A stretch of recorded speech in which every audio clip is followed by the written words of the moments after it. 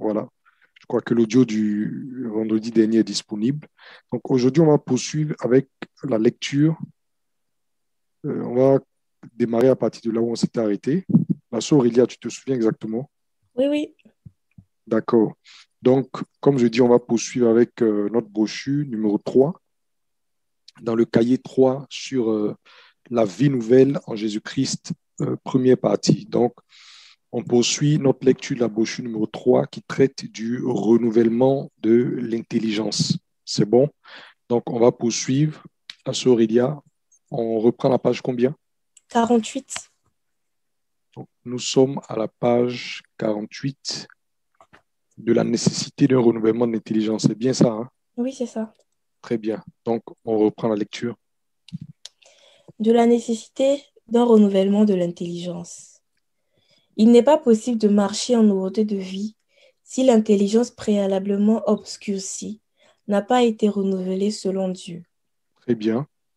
Le cœur de l'homme est l'architecte de sa façon d'être. Une mentalité corrompue par l'adoption des principes et manières de ce monde des ténèbres ne pourra générer autre chose qu'une conduite qui est en abomination à l'Éternel. Souvenez-vous de ce que disait le Maître à propos de l'arbre et de ses fruits. Oui. Cueille-t-on des raisins sur des épines ou des figues sur des chardons? Tout bon arbre porte de bons fruits, mais le mauvais arbre porte de mauvais fruits. Très Un bien. bon arbre ne peut Oui, porter vas-y. de mauvais fruits, ni un mauvais fruit, ni un mauvais arbre porter de bons fruits. Très bien. Donc, voyez-vous le principe que le Seigneur est en train d'établir. Il dit un bon arbre ne peut porter de mauvais fruits, ni un mauvais arbre porter de bons fruits. Voyez-vous. Donc, les fruits, ça ne s'improvise pas. Les fruits résultent de la nature des arbres.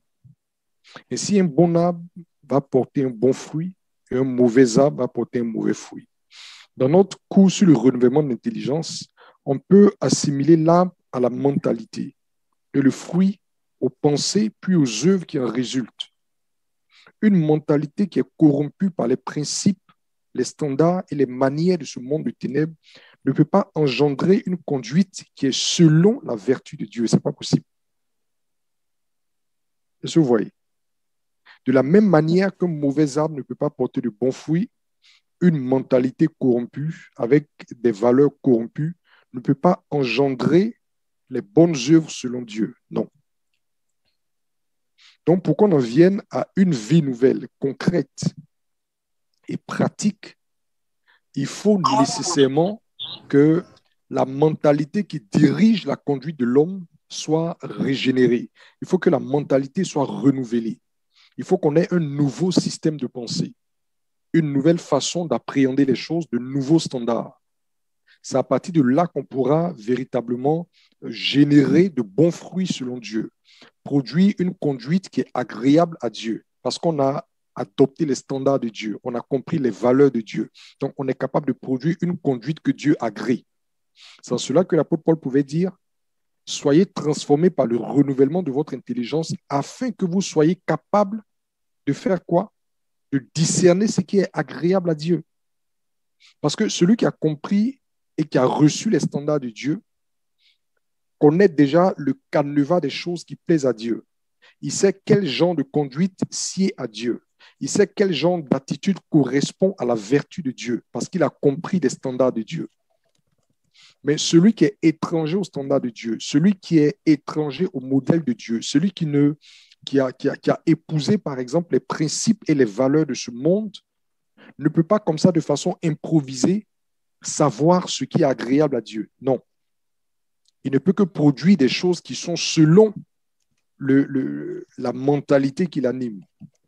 Vous comprenez? Parce qu'en réalité, même la capacité de juger de ce qui est bien ou mauvais est selon la mentalité dont on est animé.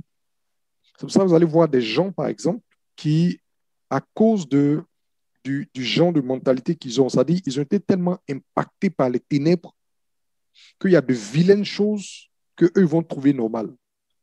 Tellement les ténèbres les ont impactés, tellement les ténèbres les ont affectés, tellement ils vivent selon le standard, par exemple, de la rue ou bien selon le standard du monde. Il y a des choses qu'ils vont faire et puis qu'ils vont trouver normales. Vous comprenez? Voilà. C'est en cela qu'il disait que les païens marchent selon la vanité de leurs pensées. Ils sont étrangers à la culture de Dieu. Ils sont étrangers à la culture de Dieu. Est-ce que vous voyez? Donc, c'est en cela que nous disons que prêcher aux gens que nous devons marcher en nouveauté de vie, c'est bon. Dire aux gens que nous devons porter du bon fruit qui est selon la nature de Dieu, c'est bon. Dire aux gens que nous avons été régénérés en Jésus-Christ afin que nous puissions accomplir les bonnes œuvres qui ont été préparées d'avance, c'est bon. Mais il faut expliquer aux gens que pour en arriver là de manière pratique et concrète, il leur faut passer par ce qu'on appelle le renouvellement de leur intelligence, qui va consister pour eux à adopter de nouveaux standards, à voir les choses de manière autre, regarder le monde selon Dieu, regarder les différents compartiments de leur existence tels que Dieu le voit. C'est à partir de là qu'ils seront capables de savoir que dans tel domaine, voici le genre d'attitude qui plaise à Dieu, voici le genre d'attitude qui déplaise à Dieu. Même si tous ceux qui sont autour de moi se conduisent de telle manière sans que ça ne les dérange, moi, à cause de ce que je connais le standard de Dieu, je ne peux pas me permettre de me conduire ainsi parce que cela ne plairait pas à Dieu. Vous comprenez? C'est comme ça que progressivement, on va construire un nouveau modèle de vie qui est fondé sur l'obéissance à la parole. Mais d'abord, l'adoption des standards de Dieu. Vous comprenez? On poursuit.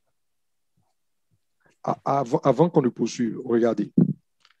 Je reviens sur le principe que le Seigneur a donné. Il dit on ne peut pas cueillir de bons fruits, enfin, on ne peut pas cueillir des raisins sur des épines ou des chardons. Malheureusement, aujourd'hui, ce que beaucoup de serviteurs de Dieu essaient de faire, c'est de forcer des épines à produire des raisins. Ça ne va pas marcher. Ça ne va pas marcher. On veut forcer les épines à produire des raisins. Donc, on va faire un travail d'habillage. Vous voyez un peu le système des habillages avec les téléphones. C'est-à-dire que l'intérieur du téléphone peut être rouillé, l'intérieur du téléphone peut être vieillot, l'intérieur du téléphone peut être ancien, dévissé, etc. Mais quand on met un habillage, ça donne une apparence de nouveauté. Vous comprenez? Dans notre domaine, dans le domaine de la marche en Christ, ça va donner des apparences de piété. Mais c'est un habillage.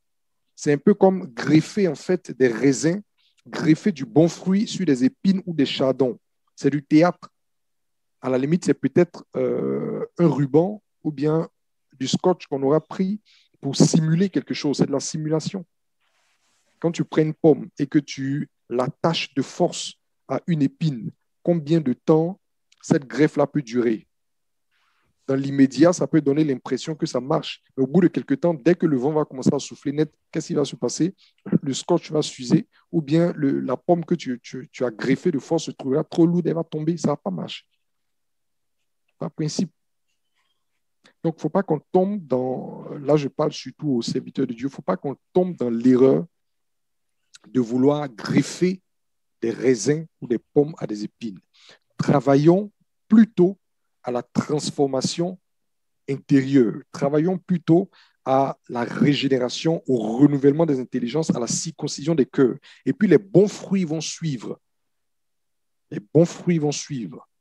Mais si on veut tout de suite greffer de bons fruits sur des ronces, ça ne va pas marcher. C'est un travail hypocrite. Vas-y. En général, les gens sortent des eaux du baptême avec un enthousiasme tel qu'on on se trouve certain de les voir porter du bon fruit dans la suite. Pourtant, il ne faudra pas longtemps pour se rendre compte du fait que le zèle, mêlé de bonne volonté, qui caractérise tout nouveau chrétien, ne suffit pas pour le transformer. En vérité, je vous le dis, à moins que le cœur ancien ne soit circoncis, celui qui a cru continuera de vivre à peu près comme il a toujours vécu, à l'exception de 2 ou 3 péchés criards qu'il sera convaincu de laisser tomber. Est-ce que vous voyez? C'est-à-dire que quand on va, par exemple, aux eaux du baptême, quand quelqu'un décide, par exemple, de s'engager pour le Seigneur, dans notre jargon, on va dire qu'il a donné sa vie à Christ, vous allez voir que dans les premiers moments, avec l'euphorie, le zèle, la joie de sentir qu'on appartient désormais au Seigneur, qu'on a intégré une nouvelle famille qu'on appelle l'Église, qu'on connaît désormais Dieu, qu'on peut prier, invoquer Dieu. Et puis, vous voyez, les premières expériences des ossements qu'on va faire, etc., vont nous mettre dans une certaine ambiance, dans une certaine bulle qui va donner l'impression aux gens autour de nous qu'on est vraiment transformé, qu'on est vraiment parti pour une vie qui serait une vie exceptionnelle, une marche d'obéissance, etc. Pourtant, au bout de 3, 4 mois, vous allez vous rendre compte que quand cette période est passée, vous allez commencer à voir, en parenthèse, le vrai visage des gens. Vous allez voir jusqu'où ils ont été convaincus d'abandonner telle ou telle chose. Vous allez voir que des caractères, des traits de caractère vont commencer à ressurgir parce qu'en réalité, ils n'avaient jamais disparu, ils n'avaient jamais été déterrés. C'est l'euphorie du moment qui avait permis de les couvrir. Vous comprenez? Donc, toutes ces choses-là vont ressurgir parce qu'il n'y a pas eu véritablement de circoncision, il n'y a pas eu de démolition d'un ancien système pour laisser émerger un nouveau. Il y a eu juste un mouvement d'euphorie. Voyez-vous? Et donc, je dis que quand les gens sortent des eaux du baptême, on se dit tout de suite qu'ils vont vivre une vie chrétienne merveilleuse, magnifique. Mais souvent, quelques mois après, on se rend compte que les choses ne sont pas aussi merveilleuses qu'on a cru qu'elles allaient être. On va voir ressurgir des mauvais caractères, de mauvais traits, etc. Ça ne veut pas dire qu'on a eu tort de baptiser l'âme en question. Non, parce que le baptême ne consacre pas la perfection des individus. Le baptême vient pour marquer un engagement. Voyez-vous? Mais ça veut dire qu'on doit nous rendre compte, on doit réaliser qu'il y a maintenant un travail de fond à faire. Il y a un travail de base à faire. Faire asseoir cette âme et commencer à lui enseigner les voies du Seigneur. Vous comprenez? Parce que quand on va prêcher l'évangile, on n'enseigne pas les voies du Seigneur dans le détail. Là-bas, on va annoncer que Dieu a pourvu, n'est-ce pas, pour la rémission de nos péchés. Là-bas, on va annoncer à des gens que Jésus est venu, qu'il s'est donné en rançon pour notre rachat. Là-bas, on va appeler les gens à se détourner de la vie de péché dans laquelle tous les hommes trempent, par laquelle tous les hommes sont corrompus, pour se tourner vers Dieu et marcher en nouveauté de vie. Donc, au moment où on va à l'évangélisation, c'est un principe global qu'on délivre. On demande aux gens de venir à Dieu pour avoir la vie. Mais quand ils sont venus, ils ont traversé les eaux du baptême, que tout le monde s'est mis d'accord sur le principe de devoir suivre Jésus. Il faut maintenant leur enseigner les voies du Seigneur. Et c'est là qu'on va commencer à les instruire, leur enseigner les standards de Dieu pour que progressivement, qu'est-ce qui se passe? Ils soient transfigurés. C'est en cela que l'apôtre Paul pouvait dire que nous qui contemplons la parole de Dieu à visage découvert, nous sommes transfigurés de gloire en gloire à la ressemblance du Seigneur qui est esprit. Il pouvait dire encore que l'homme nouveau se renouvelle. Il faut bien comprendre le langage. Il dit l'homme nouveau se renouvelle dans la connaissance. On peut dire, mais il est déjà nouveau. D'où vient-il qu'on parle de renouvellement? Non. Le premier nouveau là marque la décision de s'engager pour Dieu, de rompre avec le système de ténèbres et s'engager pour Dieu. Ça, c'est la fondation du renouveau. Maintenant, l'adoption des standards de Dieu, le revêtement de la sainteté par la parole, c'est ce qui maintenant va le transfigurer à l'image de Dieu. C'est ce qu'on appelle l'homme nouveau se renouvelle. On tend maintenant vers la perfection. Le fait que tu aies décidé de croire en Jésus ne t'a pas automatiquement transformé à la ressemblance de Dieu. Non, ça t'a engagé en lui. Maintenant, à mesure que tu seras irradié par la lumière qui vient de lui, manifestée dans sa parole, tu vas faire quoi? Tu vas grandir à son image. Tu vas te revêtir de sa vertu. Tu vas commencer à manifester de nouveaux caractères, nouveaux comportements, nouveaux fruits, les fruits de l'esprit. Voyez-vous? Donc, c'est le principe. Donc, il ne s'agit pas de baptiser les gens et de les laisser se débrouiller dans le Seigneur, de sorte que 10 ans, 15 ans, 20 ans après, ils vont traîner encore les mêmes tares, sans grandir à l'image du Seigneur, sans adopter de nouveaux standards. Parce que beaucoup de gens, 15, 20 ans après leur engagement dans le Seigneur, sont encore prisonniers de la mentalité qu'ils avaient au départ. Il y a peut-être 3 péchés. Quand je parle de 3 ou 4 péchés criards, peut-être que le gars, peut-être que le frère ou la sœur buvait, Elle a arrêté l'alcool, peut-être qu'elle fumait, elle a arrêté, peut-être qu'elle vivait dans la fornication, elle a arrêté, à part peut-être 3 ou 4 grandes choses comme ça, il n'y a, y a rien d'autre. Si on veut être honnête envers nous-mêmes, soyons honnêtes, constatons véritablement la vie chrétienne. Vous allez voir qu'il y a peut-être 3 ou 4 grandes choses qui sont globalement identifiées comme péché. Quand les gens ont laissé ça, à part ça, il n'y a pratiquement pas de changement. À part ça, il n'y a pratiquement pas de changement. Les mêmes caractères, les mêmes jalousies, les mêmes mauvais réflexes. Vous comprenez, non? Toutes ces choses-là sont là. Seulement, la personne peut-être ne boit plus, la personne n'est plus dans peut-être la pornographie ou l'impureté sexuelle, mais toutes ces choses sont là. Tout ce reste des choses-là sont là. Vous comprenez? Donc, son attitude, par exemple, avec son voisinage, il n'y a pas eu de correction par rapport à ça. Comment on appelle ça? Sa façon de traiter l'argent, il n'y a pas eu de correction par rapport à ça. L'avarice qu'il animait quand il n'avait pas le Seigneur, 10 ans après, la même avarice est toujours là. Vous comprenez? Les réflexes, l'instinct colérique qui était là est toujours là. Donc, il n'y a pas de transfiguration généralement à ce niveau-là. Alors que nous devons justement être dépouillés de toutes ces œuvres de la chair là, pour revêtir le caractère de Christ. Mais comme la personne ne boit plus, comme la personne n'est plus dans l'impureté sexuelle, comme la personne ne se masturbe plus, bon, on estime que c'est fini. Non, ce n'est pas fini. Ce n'est pas fini. On dit l'homme nouveau se renouvelle. Donc, on continue toujours de faire des progrès dans le Seigneur. Année après année, mois après mois, on est dans la parole de Dieu, on se laisse convaincre par la parole de Dieu, on découvre de nouveaux standards. Vous savez que on n'a pas toute la connaissance de la parole en 1 an ou en 2 ans. Non. À mesure qu'on est dans la parole, le Saint-Esprit nous fait découvrir toujours de nouvelles choses. Le Saint-Esprit nous amène dans de nouvelles profondeurs. Comprenez? Le Saint-Esprit nous amène dans de nouvelles profondeurs. Il nous fait découvrir des choses qu'on n'avait pas vues auparavant. Même quand on avait lu ces passages, on ne les avait pas forcément vues. Pas des révélations fantaisistes, non, mais des choses pratiques qui produisent une transformation dans nos cœurs, qui nous aident à comprendre et à mieux entrevoir la nature de Dieu pour l'adopter. Voyez-vous? Donc, c'est ainsi que les choses fonctionnent. C'est ainsi que les choses fonctionnent. Ça va? D'accord. Donc, on poursuit la lecture. La vie nouvelle en Christ n'est pas une camisole forcée que le Seigneur ou un quelconque pasteur va imposer aux âmes pour en faire des tombeaux blanchis. Les œuvres nouvelles qui caractérisent cette vie ne peuvent être parachutées chez quelqu'un. Elles sont plutôt programmées pour jaillir d'un cœur nouveau, qu'il est de la responsabilité de chacun d'entre nous d'adopter après s'être repenti. Voyez, non. C'est ce que j'expliquais tout à l'heure. On ne peut pas parachuter ces œuvres-là dans la vie de quelqu'un. Non. Mais ces œuvres-là sont programmées pour jaillir d'un cœur nouveau. Donc, le travail à faire, c'est de travailler pour la circoncision des cœurs. C'est de travailler pour le renouvellement de l'intelligence. C'est de montrer les standards de Dieu aux âmes. Et celles qui sont suffisamment humbles, parce que ça demande de l'humilité que d'adopter les standards de Dieu. Ça, il faut qu'on le dise. Ça demande de l'humilité.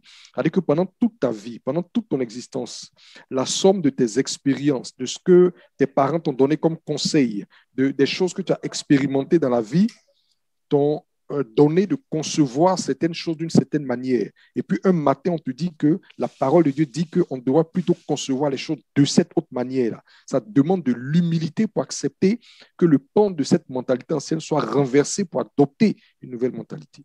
Ça demande de l'humilité.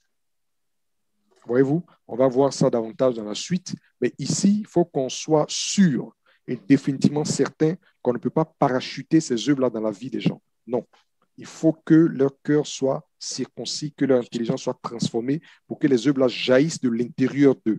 Sinon, on va les engager dans une justice des pharisiens qui n'héritent pas le royaume. Parce que n'oubliez jamais que la finalité, c'est d'hériter le royaume. Or, le Seigneur a dit que la justice des pharisiens ne fait pas quoi? N'hérite pas le royaume. Donc, si tu travailles à produire la justice des pharisiens dans la vie, tu n'es pas en train d'engager des gens dans le chemin de la vie. Tu es en train de fabriquer une hypocrisie qui va leur retomber sur la tête au jour du Seigneur. Voilà. Vas-y. Ézéchiel 18, verset 31. Rejetez loin de vous toutes les transgressions par lesquelles vous avez péché. Faites-vous un cœur nouveau et un esprit nouveau. Très bien. Voyez ce qu'Ézéchiel dit. Il dit, ce n'est pas lui, c'est l'Éternel. Il dit, rejetez loin de vous toutes les transgressions par lesquelles vous avez péché. Donc là, on est au stade de la repentance. On est d'accord, non?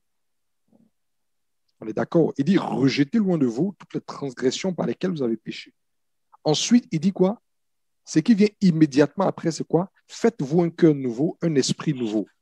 Et c'est de ce cœur nouveau, de cet esprit nouveau que vont jaillir maintenant les œuvres nouvelles par lesquelles vous serez trouvés agréables à Dieu. Vous comprenez, non? Mais quand on veut faire le pari de passer des œuvres anciennes à des œuvres nouvelles sans renouvellement de l'intelligence, ça ne marche pas.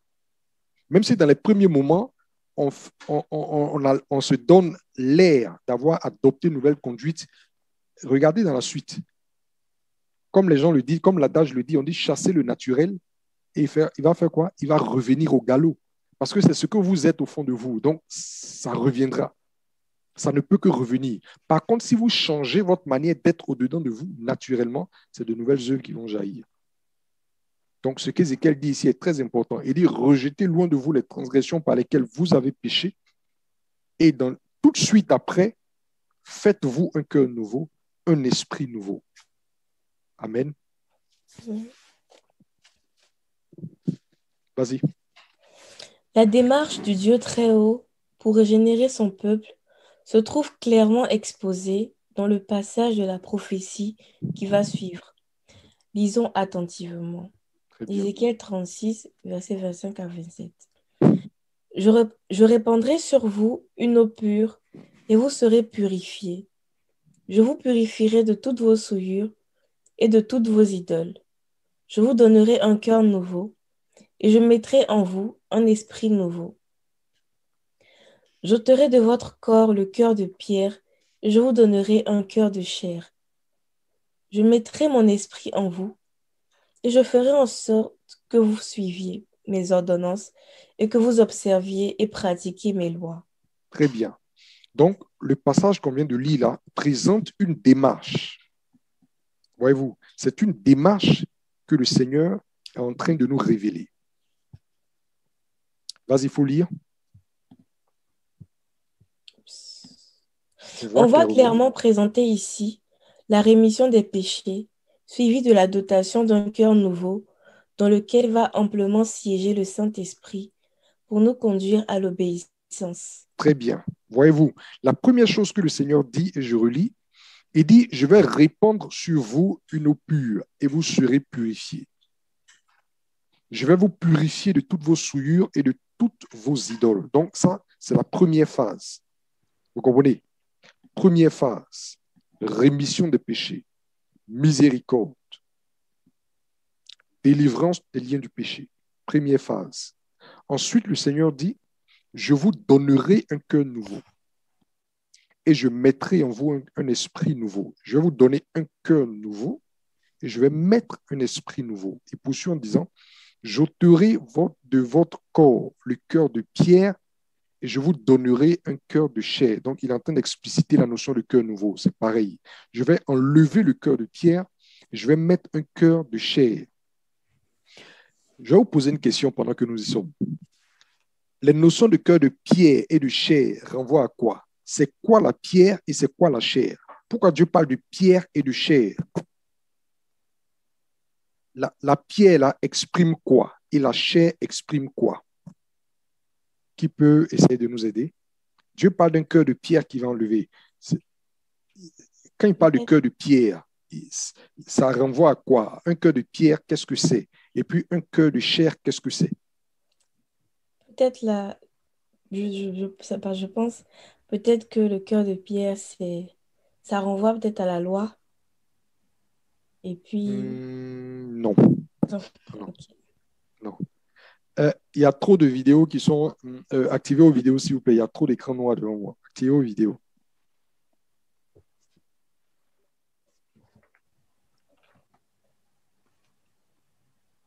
Qui veut répondre? Le cœur de pierre, c'est-à-dire, soyez simple. C'est pas compliqué. Voilà. Cœur de pierre. Quand on parle de pierre, ça vous fait penser à quoi? Oui, vas-y, le frère Richard. Je peux répondre. Oui, vas-y, frère Isha. Je crois que c'est le cœur, en fait, qui ne reçoit pas la parole. Donc, il n'est pas circoncis, en fait. Il ne reçoit pas la parole. Qui est endurci, qui... Bon, voilà. En fait, c'est ça. La pierre, vous savez que le caractère de la pierre, c'est la dureté. Vous savez que la pierre est dure. C'est ça qui est le caractère de la pierre. La pierre est dure. Donc, quand il parle de cœur de pierre, il parle du cœur endurci. Le cœur insoumis. Le cœur qui ne reçoit pas la parole. Est-ce que vous comprenez? Maintenant, il dit qu'il va les remplacer par des cœurs de chair. Vous savez que le caractère de la chair à l'opposé de la pierre, c'est quoi? La chair, elle est comment? Molle. Voilà, la chair est molle. La chair est docile. La chair est sensible. OK. Pas sensible, mais docile. Elle est molle. Ça veut dire que la pierre est dure, la chair est molle. Voici les deux caractères opposés que le Seigneur met en évidence dans les notions de cœur de pierre et de cœur de chair. La pierre est dure. Donc, c'est les cœurs endurcis, les cœurs rebelles, les cœurs intraitables, qui ne se soumettent pas à Dieu, qui ne reçoivent pas la parole de Dieu. Et à l'opposé des cœurs de chair. Et donc, la chair qui est plutôt tendre, la chair qui est molle, et donc qui renvoie à un cœur docile, un cœur qui reçoit, un cœur qui accepte, qui se soumet. Vous voyez? Donc, il dit, je vous donnerai un cœur nouveau, j'ôterai le cœur de pierre et je vais le remplacer par un cœur de chair. Ensuite, maintenant, il dit, je mettrai mon esprit en vous et je ferai en sorte que vous suiviez mes ordonnances et que vous observiez et pratiquiez mes lois. Voyez-vous? Mais avant d'en arriver là, avant d'en arriver à l'obéissance avec l'aide de son esprit, il a d'abord fallu qu'on remplace le cœur de pierre par un cœur de chair. Parce que le cœur est le siège. Prophétiquement, le cœur est le siège de nos pensées. Et quoi que le Saint-Esprit soit là, quoi que l'Esprit de Dieu soit là, le dernier mot revient à qui? Le dernier mot revient à notre cœur. On avait déjà parlé de ça, n'est-ce pas? L'Esprit de Dieu peut travailler à te convaincre sur quelque chose, mais c'est toi qui décides en dernier recours de te laisser convaincre et d'agir selon ce que l'Esprit de Dieu dit ou de lui résister. Et la preuve, on a vu que Étienne pouvait dire aux Israélites, vous résistez toujours au Saint-Esprit. Avec quoi il lui dit résister? Avec des cœurs de pierre. Ça veut dire que Dieu peut donner son esprit pour assister quelqu'un, mais si cette personne a un cœur de pierre, est-ce que l'esprit pourra faire son œuvre? Non, parce que la personne va résister au Saint-Esprit. Donc, Dieu, le sachant, dit, après que j'ai répandu sur vous une eau pure pour vous accorder miséricorde et vous délivrer de la loi systématique du péché, je vous donnerai un cœur de chair, je vous donnerai un cœur nouveau. Vous comprenez? Afin que quand je vais répandre maintenant mon esprit, vous soyez enclins, n'est-ce pas, à vous soumettre, à recevoir l'instruction de mon esprit et à en recevoir la force pour obéir au commandement que je donne. Donc, c'est toute une démarche. Si vous sautez l'étape de la circoncision du cœur, du changement du cœur, du renouvellement de l'intelligence, le processus va prendre du sable, ça ne va pas marcher. Et c'est ce qui fait que ça ne marche pas dans nos églises, ça ne marche pas dans la vie de beaucoup. Parce que cette étape-là a été occultée. Il n'y a pas eu ce changement-là. Donc, l'esprit est venu, mais il n'y a pas eu véritablement de transfiguration de l'individu. Pourquoi? Parce que le cœur de pierre est toujours là. Donc, l'esprit est venu. L'esprit peut opérer des signes. L'esprit peut opérer des produits. L'esprit peut opérer des miracles. Mais quant à conduire l'individu dans une marche d'obéissance pour qu'il fasse des progrès dans la sainteté, ça ne marche pas. Pourquoi? Parce qu'il y a un cœur de pierre qui résiste. Parce qu'il y a un cœur de pierre qui résiste. C'est pourquoi Dieu dit, je te donnerai un cœur nouveau et l'esprit. C'est bon? Voilà. Les gens, l'esprit, vous allez voir des gens qui ont reçu l'esprit de Dieu, qui manifestent des dons spirituels, etc. Excellents dans la sœur, par exemple, quand elle chante, tout le monde a conscience que Dieu a donné le talent à quelqu'un pour conduire des louanges. Mais dans sa vie de tous les jours, dans sa marche, elle a encore, par exemple, un caractère exécrable. Elle a une attitude qui est vraiment l'attitude des fils de ce monde. Bien qu'elle exerce le don, bien qu'elle reçoive des révélations. Pourquoi? L'Esprit est venu, les dons qui, eux, sont spontanés se manifestent, mais le fruit de l'Esprit qui exige une complémentarité, une complicité avec le cœur de l'individu ne peuvent être produits parce que c'est toujours un cœur de pierre qui est là, qui n'a pas été remplacé par un cœur de chair. C'est toujours l'ancienne mentalité qui est là. La façon dont la personne concevait la vie, concevait le monde, concevait le système là, c'est la même manière de concevoir qu'elle a après avoir répondu à l'appel de l'Évangile. On ne peut pas avoir du fruit de l'obéissance dans sa vie. Il faut que sa conception des choses change, son regard sur le monde change, son regard sur la mode change, son regard sur les choses change par l'adoption des standards de Dieu. Voilà. Les choses qu'on est en train de dire sont très pratiques. J'espère que tout le monde comprend ça. C'est pratique. Il n'y a rien de théorique, c'est pratique. C'est pratique. Poursuis. Dans la pratique, le cœur de l'homme en vient à être renouvelé au moyen d'une circoncision qui est opérée par le Seigneur. Il réalise cette opération chez tous ceux qui en acceptent premièrement le principe, avant de se soumettre effectivement pour la recevoir. Très bien. Donc, ici, il y a un élément qui est très important. Parce que souvent, on se limite à dire Dieu a dit qu'il allait nous donner un cœur nouveau. Donc, c'est de sa responsabilité de le faire. Si je n'ai pas un cœur nouveau, c'est de la faute de Dieu. Non, ça ne marche pas comme ça. La circoncision, ça demande un partenariat entre Dieu et nous. La circoncision du cœur demande un partenariat entre Dieu et nous. C'est pourquoi, dans les mêmes prophéties d'Ézéchiel, il a dit « Faites-vous un cœur nouveau ». Donc, on nous dit « Faites-vous un cœur nouveau » et après, on nous dit que Dieu va nous donner un cœur nouveau. Donc, il faut avoir l'intelligence de comprendre que dans cette affaire de cœur nouveau, il y a la part de Dieu et il y a notre part. C'est ce que ça veut dire. Ça ne veut pas dire que la parole de Dieu est en train de se contredire. Dieu ne se contredit pas.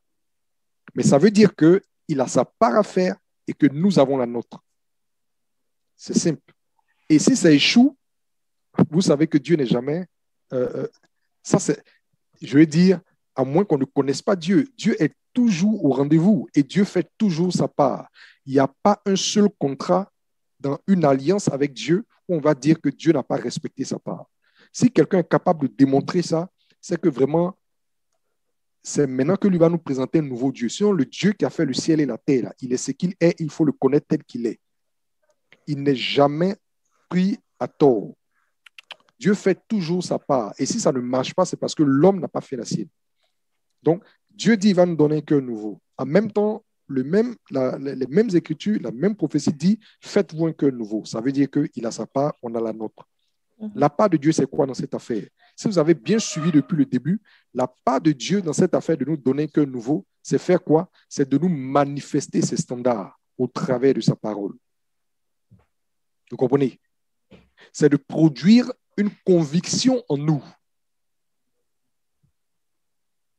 C'est de produire une conviction en nous. C'est de nous manifester ses standards.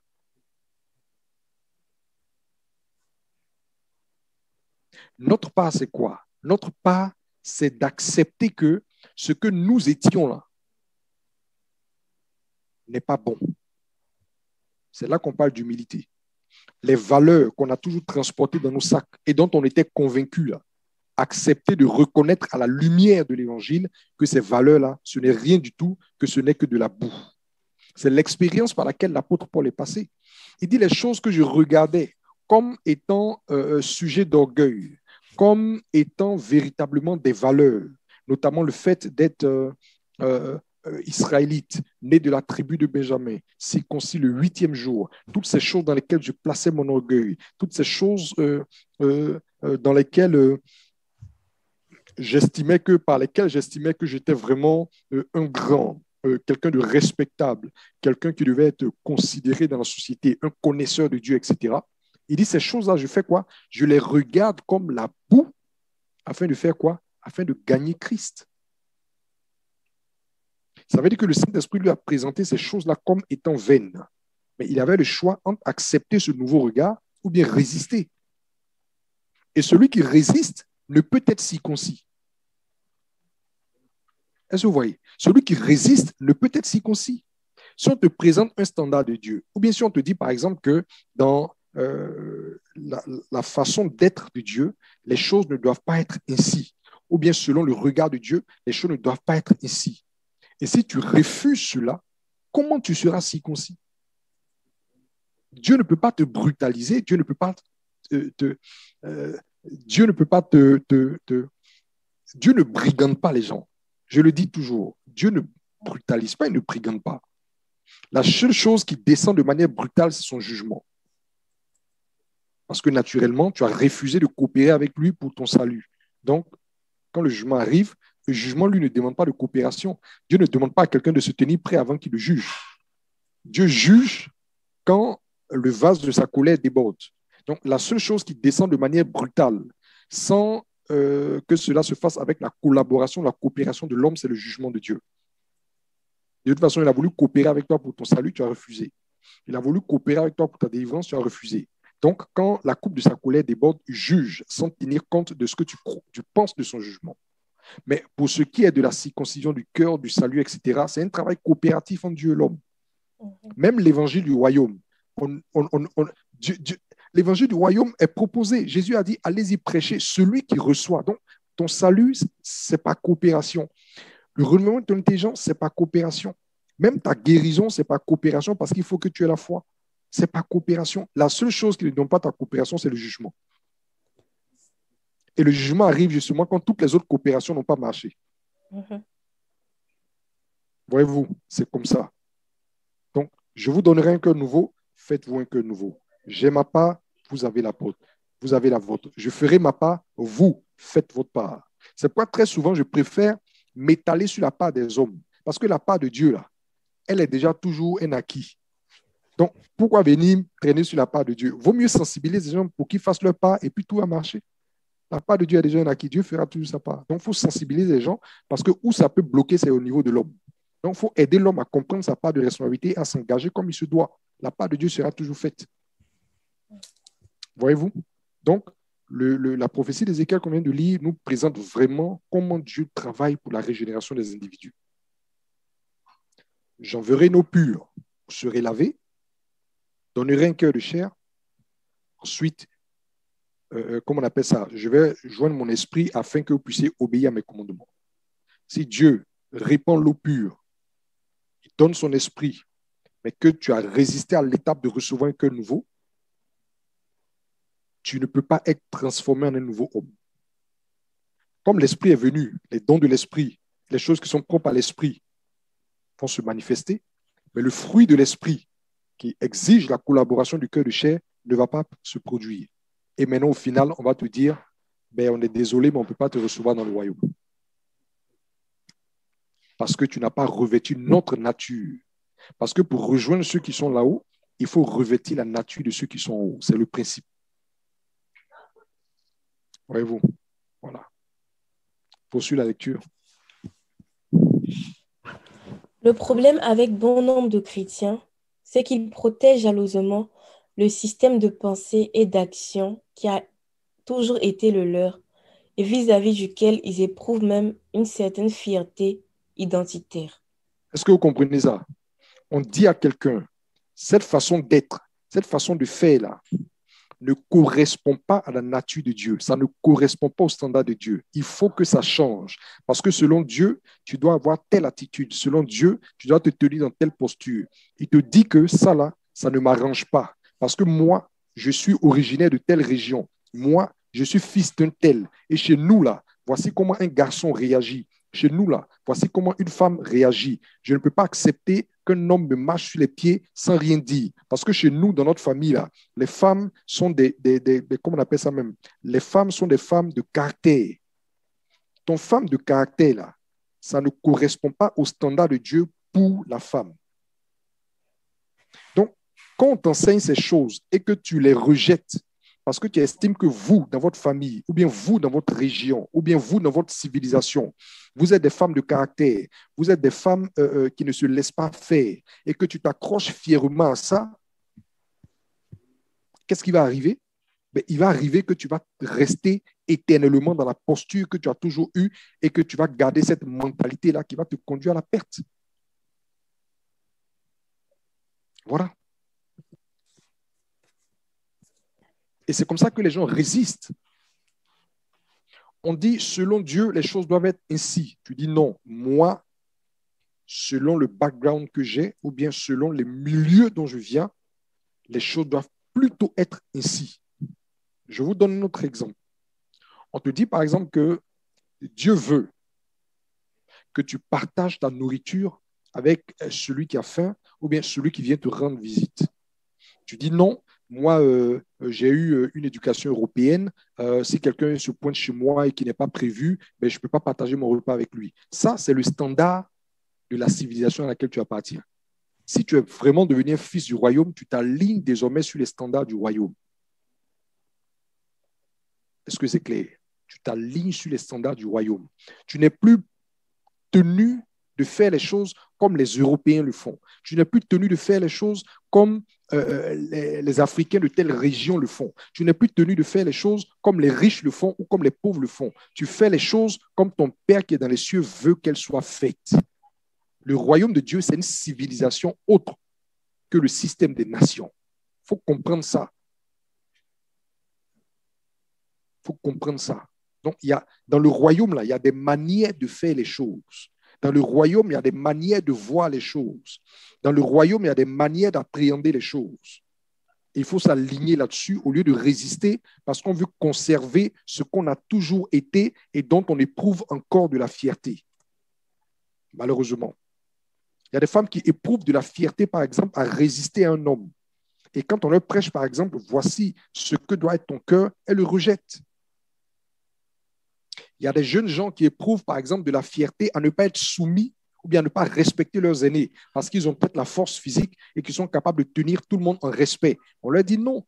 Quand tu marches avec le Seigneur, tu t'alignes, tu marches dans les voies de Dieu et dans les voies de Dieu, le droit d'aînesse doit être respecté. Les enfants doivent se soumettre aux plus âgés. Non, moi j'ai la force. Et puis si quelqu'un même si tu es plus âgé que moi, c'est moi qui décide. Et si tu ne veux pas te piller, ben je vais te bastonner. Mais si tu es fier de ça et parce que le diable n'est pas bête. Il va toujours mettre autour de vous des gens qui sont là pour acclamer en fait les mauvaises conduites et les mauvaises attitudes que vous avez, de sorte que vous enraciniez là-dedans. Vous savez qu'il y a des femmes, par exemple, qui, je ne sais pas pourquoi je parle trop des femmes ce soir, il y a des femmes, par exemple, qui ont refusé de descendre de ces mauvaises attitudes-là. Pourquoi? Parce qu'autour d'elles, il y a toujours des gens pour les acclamer, pour dire « Ah, mais voilà une femme de caractère. Non, la tontine, elle me plaît trop. » Quand quelqu'un marche sur son pied, elle le remet à sa place. Voyez-vous? Et donc, ça va entretenir chez toi un orgueil, un certain orgueil qui va faire que tu vas demeurer là-dedans. Demeurer là-dedans. Demeurer là-dedans. Ah, par exemple, le monsieur là, vraiment, il me plaît trop parce qu'une fois que quelqu'un se conduit d'une certaine manière là, il y a une façon de parler mal à la personne, bien d'insulter la personne. Toi-même, tu te laves 3 fois et puis tu n'es pas propre. Donc, quand on dit ça, ça l'encense, alors que la parole de Dieu dit, par exemple, que tu ne dois pas injurier ton prochain, que tu dois te garder, par exemple, de dire certains mots. Il y a des personnes qui prennent plaisir à se pointer sur les réseaux sociaux et à débiter des grossièretés, alors que l'Écriture dit que de grossièretés, de mensonges ne doivent plus être trouvés dans nos bouches. Donc, il y a le standard de Dieu et puis il y a ceux dans quoi on a toujours été. Mais comme il ou elle est devenu star par les grossièretés qui ne cessent de débiter, quand on lui enseigne ça, il a du mal à s'aligner parce qu'il entretient un certain orgueil et un certain avantage dans l'autre chose. Mais il ne peut pas être circoncis. Il ne peut pas être circoncis. Voyez-vous? Et ça, ce n'est pas nouveau. Ça a été manifesté du temps des Israélites et la prophétie nous le dit. Vas-y, lis le prochain passage.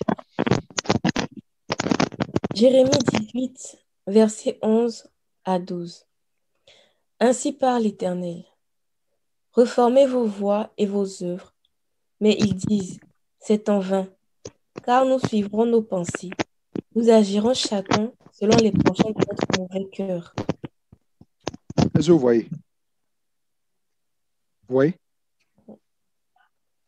Ainsi parle l'Éternel. Reformez vos voies et vos œuvres. Mais ils disent, c'est en vain. Ne te fatigue même pas pour nous enseigner les voies de Dieu.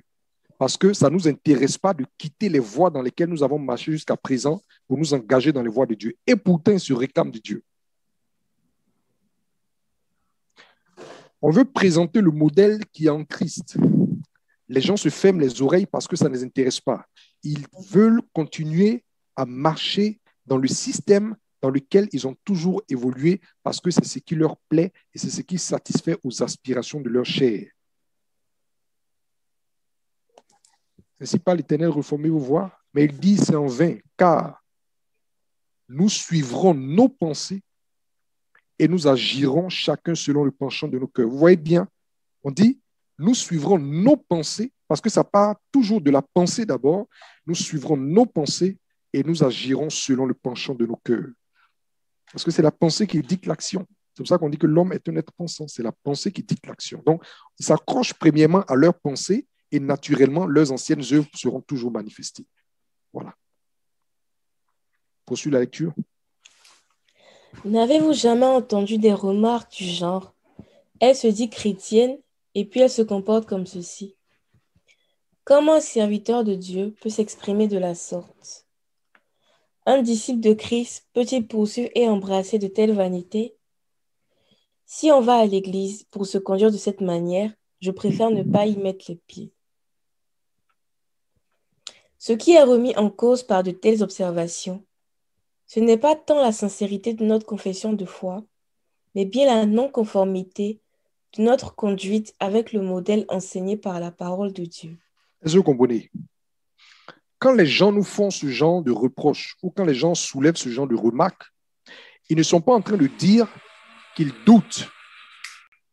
Ils ne sont pas en train de dire qu'ils doutent ou qu'ils ne croient pas dans le fait que nous ayons cru en Jésus. La remarque qu'ils font, c'est que la vie que nous menons là ne correspond pas au Jésus que nous prêchons. Donc, ils ne sont pas en train de dire qu'ils doutent de ce que nous ayons cru en Dieu, que nous ayons cru en Jésus, mais ils nous interpellent pour dire que la vie que nous menons et dont ils sont témoins, la conduite que nous manifestons là, ne correspond pas au standard de Dieu. Le peu qu'eux ils connaissent de Dieu là, ils savent que ce que nous sommes en train de manifester là ne lui correspond pas. Voyez-vous? Ça veut dire en clair que nous revendiquons une identité, mais dont nous ne manifestons pas le fruit.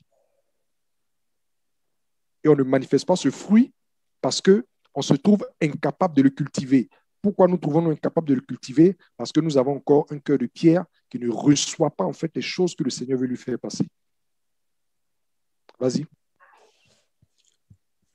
Or, le but visé par l'enseignement de la parole, c'est notre sanctification, c'est notre transformation à l'image de Dieu, du Dieu saint, laquelle transformation consiste de façon pratique dans l'adoption d'une personnalité et d'une conduite qui reflète sa nature.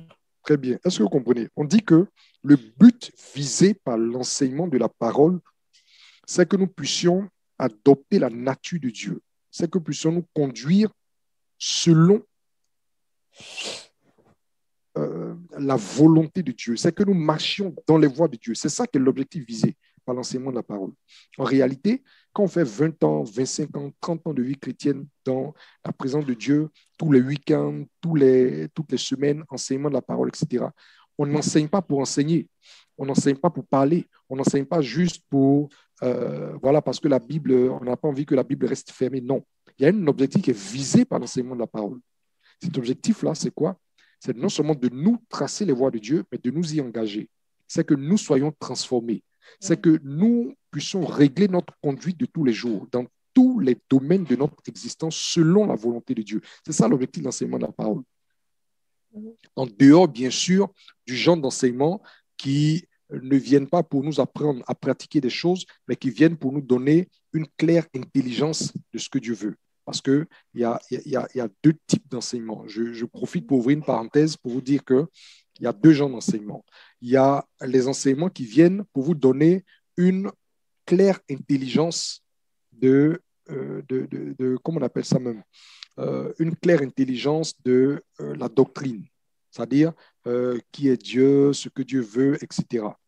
Voyez-vous, par rapport aux questions de salut, etc., une bonne compréhension des choses, voilà. Je préfère le dire simplement comme ça. Il y a des enseignements qui viennent pour nous donner une bonne compréhension des choses de Dieu. Et puis, il y a les enseignements qui viennent nous engager de manière concrète et pratique à marcher dans les voies de Dieu. Voyez-vous, dans les voies de Dieu. Voilà. Les enseignements qui viennent nous donner une bonne compréhension des choses de Dieu, c'est une partie, une petite partie, mais la grande partie consiste à nous engager à marcher concrètement dans les voies de Dieu. Voyez-vous?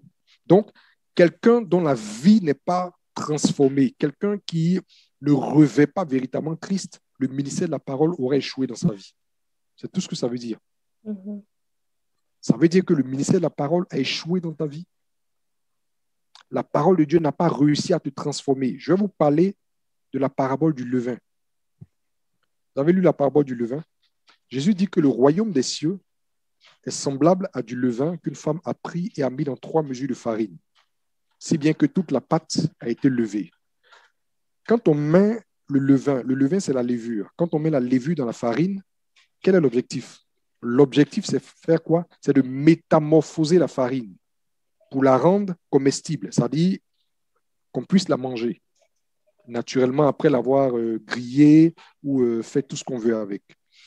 Quand on va acheter un sac de 25 ou de 50 kilos de farine tel qu'il est à la boutique ou au supermarché, on ne peut pas le consommer.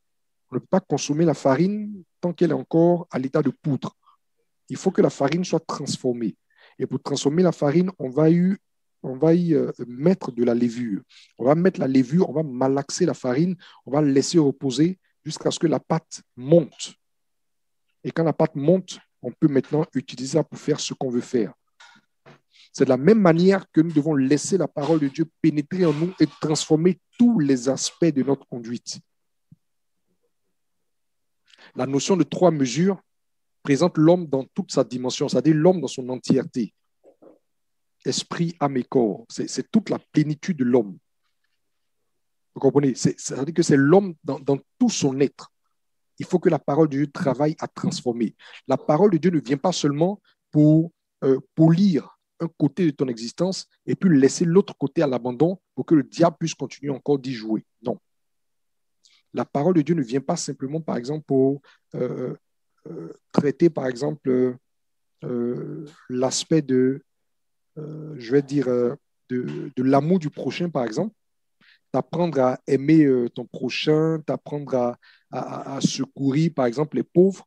Et puis cette parole-là va laisser, par exemple, certains mauvais caractères qui sont là et qui ne te permettent pas de demeurer dans une communion fraternelle véritable avec tes frères. La parole de Dieu, elle travaille tous les compartiments.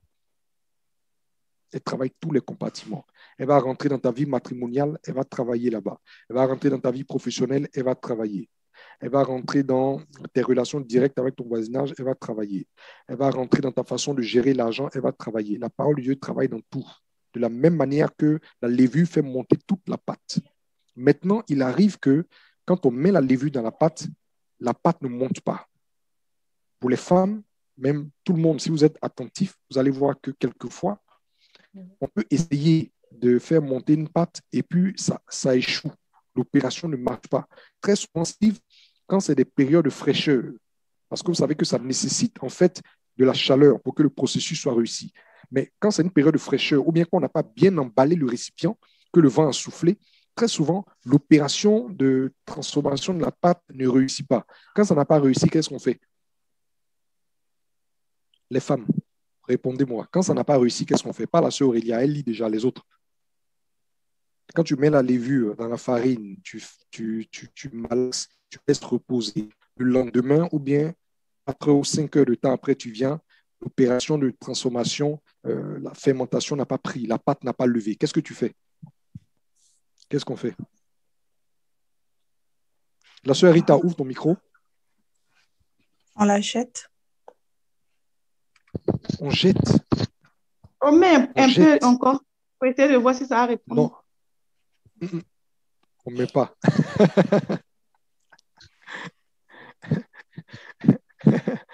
On ne met pas. On jette. On jette parce que c'est raté. Et quand le processus a échoué, on jette. C'est de la même manière que si tu résistes à la parole de Dieu, que tu ne la laisses pas te transformer pour que tu sois dans la posture dans laquelle Jésus aurait voulu te trouver à son retour, tu es bon pour le feu.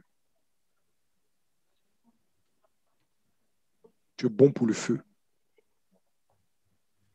Donc, résister à la parole, là, ce n'est jamais à notre avantage. Raisonner. Quand on nous présente la parole dans sa vérité, dans sa véracité la plus simple, et qu'on se plaît toujours à raisonner pour lui résister, ce n'est pas à des hommes que tu résistes. Les débats théologiques, là, tu peux débattre et puis sortir des arguments qui vont te donner de prendre même de l'ascendant sur celui qui essaie de t'instruire dans la vérité de la parole. Et puis tu vas te réjouir de ce que tu as réussi dans le débat à le dominer. Ça, ce n'est pas le problème de Dieu. Débrouille-toi pour ne pas être transformé par la parole et va le trouver là-bas. Ou bien Neka vient te trouver.